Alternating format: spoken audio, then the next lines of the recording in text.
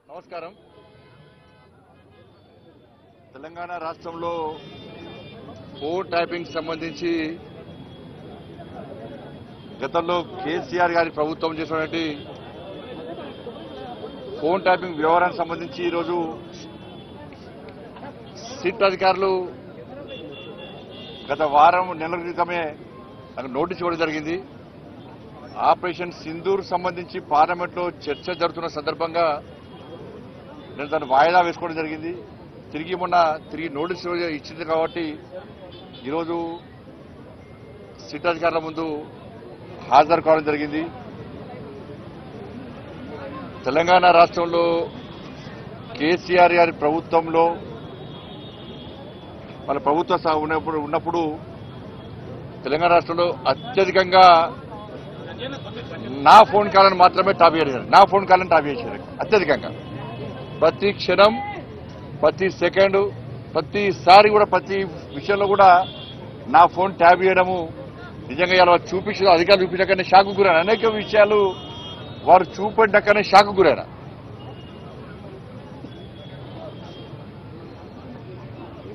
ఎంత నీచులు వీళ్ళంటే కేసీఆర్ కుటుంబము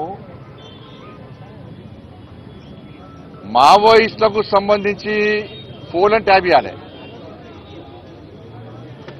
ఆ లిస్టులో మా పేర్లు పెట్టారు. మావోయిస్టు లిస్టులో మా పేర్లు పెట్టి మా ఫోన్లను ట్యాప్ చేశారు. నాదే కాదు, అప్పుడు పిసిసి అధ్యక్షుడు ఉన్నటువంటి ఇప్పటి ముఖ్యమంత్రి రేవంత్ రెడ్డి గారి పేరు ఉంది అలా. కేసీఆర్ అల్లుడు హరీష్ రావు పేరు కూడా ఉంది అలా. వాళ్ళ ఫోన్ ట్యాప్ చేశారు. మొట్టమొదటిసారి అసలు ఫస్ట్ బాధితున్నా నేను దీనిలో. మొట్టమొదటిసారి ఫోన్ ట్యాపింగ్ వ్యవహారంలో ఫస్ట్ టైం స్టేట్మెంట్ ఇచ్చింది కూడా నేనే. నేను గతం నుంచి చెప్తున్నా, ఇది మూర్ఖత్వ ప్రభుత్వము. వీళ్ళకు వావి వరుసలు ఏంలో వీళ్ళకు. ఇవాళ మంచి పండుగ, ఇవాళ రేపు ప్రధానమైన పండుగ.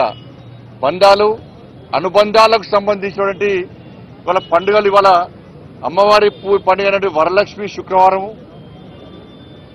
రేపు రాఖీ పండుగ. ఇవాళ ఇన్ని పండుగలైనా కూడా ఇవాళ వేలాది మంది ఇవాళ భారతీయ జనతా పార్టీ కార్యకర్తలు పండుగలు వదిలిపెట్టి తరలి వచ్చారు ఇవాళ. కానీ అప్పుడు కేసీఆర్ ప్రభుత్వంలో వావి వరుస లేవు. వాళ్ళకు తల్లి లేదు, నా తండ్రి లేడు, నా అక్క లేదు, నా చెల్లి లేదు. వాళ్ళకు